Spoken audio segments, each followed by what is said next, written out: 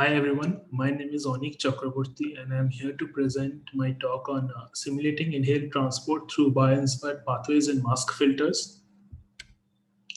So first, a brief overview of what we are actually doing in this presentation.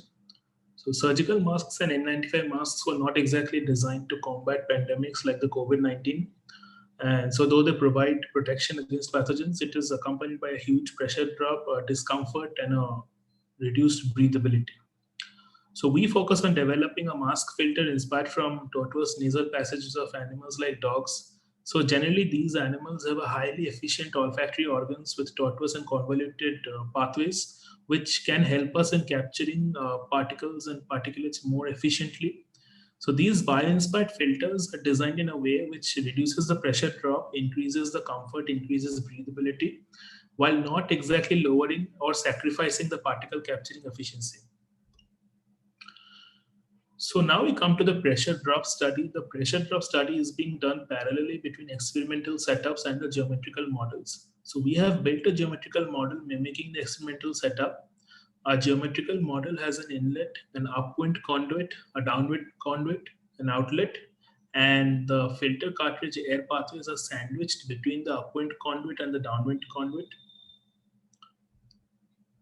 So now we come to the computational versus experimental pressure drop study for a tortuosity of 1.9 pathway, filter pathway.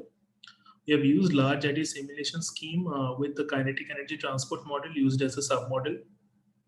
We see that the computational data from the 1.9 tortuosity model agrees very much with the experimental data from the 1.9 tortuosity as well as the 1.8 tortuosity, but it agrees more with the 1.8 tortuosity, and this can be explained by the fact that there are some erroneous errors which occur during the manufacturing through 3D printing of filters, and we are working towards optimizing it so that we can get better results. But still, this is a quite well validated result which we have obtained between computational and experimental data.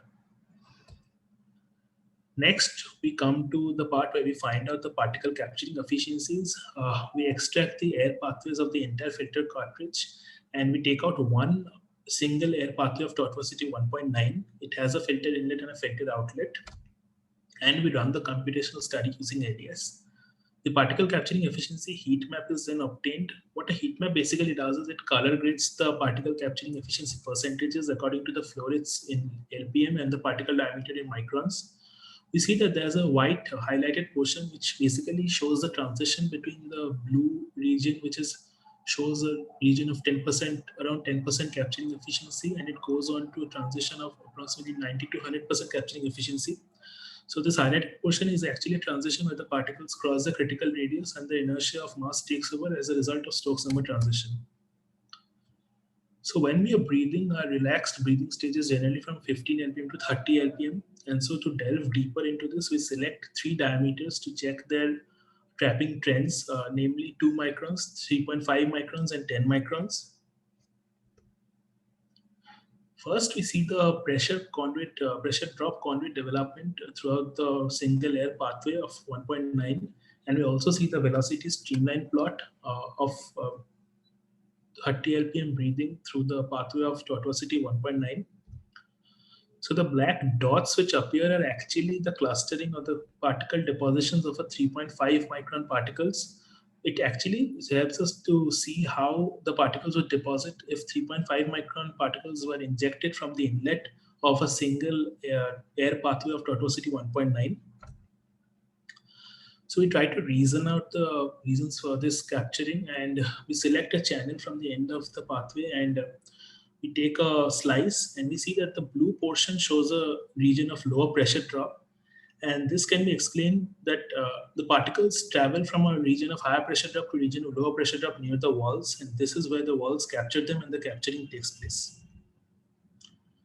So here we have a short animation on which shows the clustering of particles and the particle depositions from different angles. Basically, is showing us the trapping trends of these particles of 3.5 micron against the pressure field streamlines.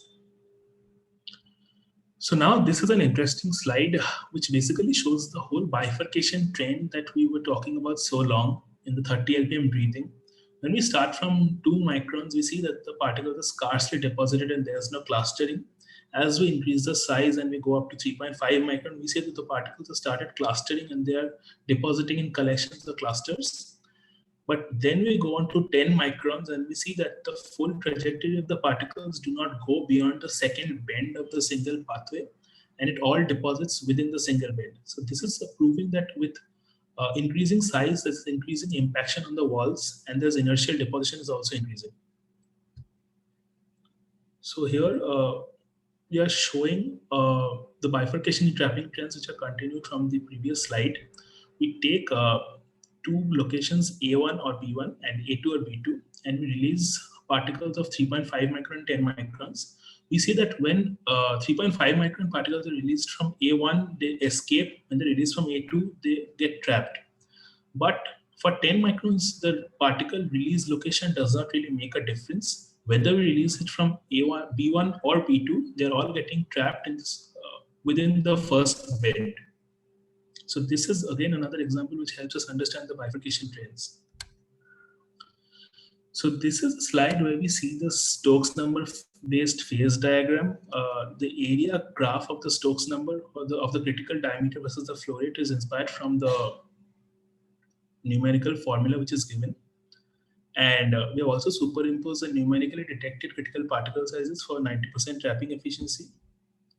So a brief idea on Stokes number. So what happens is that if the Stokes number is below the critical Stokes number, the particles follow the streamlines. And if they're above the critical Stokes number, they don't follow the streamlines and go and hit the walls. So our other ongoing work includes other filter designs, which includes the tortuosity 1 and tortuosity 1.4 of 0 turns and 6 turns respectively.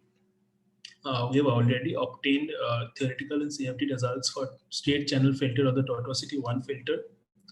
And we're working on the 1.4 tortuosity filter, and we've generated a mesh of 4 million elements. So some concluding remarks for our presentation. The particle capturing efficiency can be facilitated using tortuous pathways. Capturing efficiency increases with an increase in flow rate.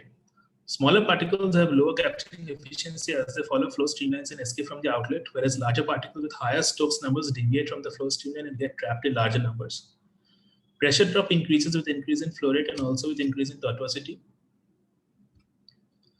So the other parts of the work are being done in Cornell University and UIUC. Cornell University is developing the bioinspired designs, and UIUC is working on the physical experiments. The session links are given below and you can check them out. So this was my presentation. Thank you so much for giving me this opportunity.